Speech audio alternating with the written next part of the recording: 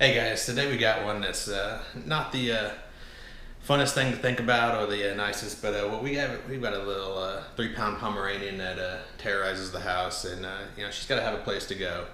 She's been crate trained, she's been potty trained to use pee pads, and that's not the funnest thing to always have lying around the house, but and nonetheless that's part of our life, and we found a way to kind of deal with it as best we can. But again, we'll do anything for her, so not a big deal. But a fun little fact that we kind of learned that made it really nice and a lot better for us was that we actually laid down a towel first. One of those old beach towels or just an old raggedy towel that you had laying around the house. Go ahead and lay that on the bottom. We found that kind of helps our dog out realize that maybe it's grass or it's just something firm and it wants them to go to it. But the most important advice that I can give you on the pee pads is don't be cheap.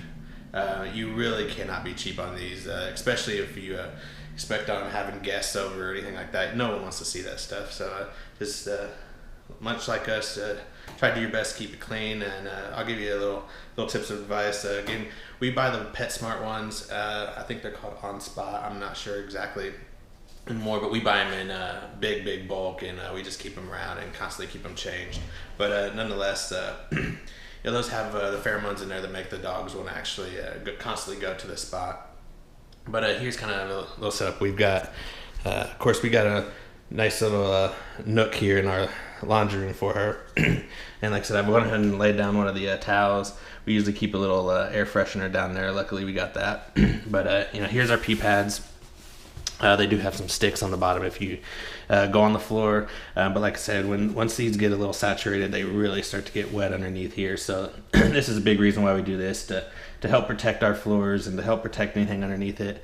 That's kind of why we do this as well. Not only to help them train, but keep our house as nice as we can. So we kind of throw that back in there for her. And we've noticed that keeps her, keeps her constantly always on the towel and everything. And if you're like us, you've learned a few of the little gimmicks.